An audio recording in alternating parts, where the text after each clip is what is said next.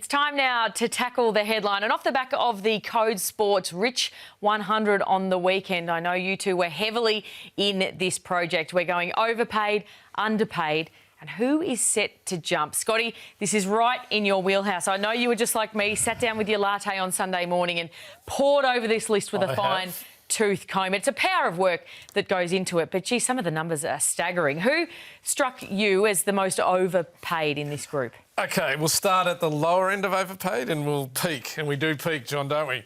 Griffin Logue, former Fremantle docker at North Melbourne. They had to pay him big money to get him over there. Fair to say it hasn't worked, John. His last couple of years he had some injuries, but... He did play VFL. I think that's the definition of not working, Scott. So $750 for him seems over. Zach Williams, the Carlton, came over GWS on a huge deal. It has lessened a little bit, but he's still taking a lot of coin away. I think the definition of not working is playing VFL again. Sorry, yes. Jamarra Ugle-Hagan, we all know the story, but the facts are he's getting paid $800,000 this year. And that is not overpaid for what he's producing, I would suggest. What do you think is going to happen, John? They'll pay him out. I think that it was amazing that he went up to that Northern States, what do we call it, wellness facility? Retreat, all of the euphemisms. And I think it's amazing that he's tried to move away from some of his friends. I don't think that that's worked in any way, has it, on either of those fronts? It hasn't. So a handshake for maybe 500 and we're all happy. And that's your takeaway price? You think if you were Durazio and Connors, you'd say 500's enough? I think 500 works. You've got a lot of free money that you haven't used this year. And does anyone lurk for him? I know Sydney was linked, and I think some at Sydney were a little bit upset with potentially being put publicly as the only club that was linked. Their understanding, I think it was that a number of clubs had inquired, obviously monitored the situation very, very closely up to as recently as a week or two ago. I mean, if you are a rival club, are you risking that? Here's my proposition. I'm Damien Hardwick, Premiership coach. Yes. Jamarra, you can play with us or you can train with us across summer. Here's the number one proviso. You're living at my house. He's done it before with young Richmond players. You're not going out at 5 a.m. and doing the Instagram shots at the gym to pretend that you're at the gym or whatever it might be. You are living under my lock and key with me and my partner, and we'll give you 8 weeks. And if you want to prove to yourself that you can actually be an AFL footballer, that's fine. You know, I know there's a lot of talk about Charlie Kerner and whether they might be interested in him. I just think it's a risk worth taking, because if you do get it right, you've saved a player and you've also potentially won yourself a premiership. He'll play somewhere else. Yeah. And sorry, Tom Lynch, our last one. Tom, unfortunately, we know it's back-ended. Well, he's the victim of the back-ender there, isn't he? And he shied his guts out this year. Number one on the CODE Sports Rich 100. $1.5 million is a little bit over for what he produced. Yes. Did you get a call from Paul Connors, his manager? Paul rightly points out it's $1 million average deal, or those close to him, etc., etc. We understand it. Why do you think Jamarra's going to definitely play somewhere else next year? We don't let that slide through. No, of course we don't. Underpaid. Why do you think Jamarra will play somewhere else? Oh, because he's too good a talent, and I think he's got to jump through some hoops with the AFL. He's not just going to be able to... He's got to get registered, all those sort of things. Too good a talent. Clubs change their minds quickly on those things come October, 100%.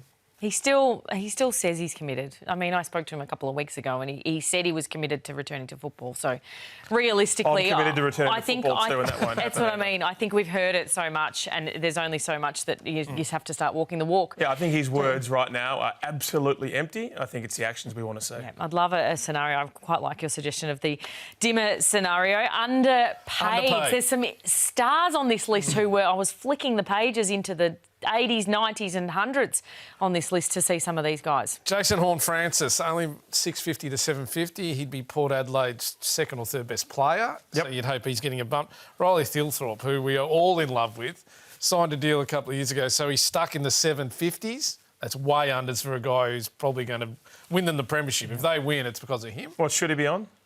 Oh, he's $1 million player on today's wages. Yep.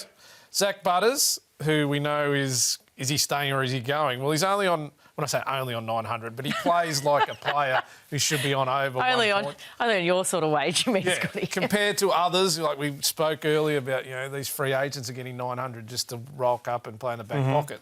He's underpaid at 900. And then the great Nick Dacos. I mean, he's the best player in the comp. He won the Coaches Award, Players Award. He went into all the awards. He's only on 1.1, John. He was only on the bench in the All-Australian. He's struggling to put food on the table. Yeah, I think that contract gets to about $1.4 million, and so you know what, he will do very well in the next contract, and of course off the field. You've told us what's going to happen with Jamarra. What about Zach Butters? You've written 8 books on Geelong, and you are a lifelong Bulldog supporter. Do you think it's out of those two next year? Yeah, I think he's definitely out at the end of next year. I think people think they might be able to rustle him out this year. Like, his relationship with Ken Hinckley's well known, but he's a bit of a homeboy, but I think he's also got a bit of integrity about, I'll see this out. I said I would. And he's probably going to take less to come home, because I think they'll come with 1.5, 1.6 Port, because they have to.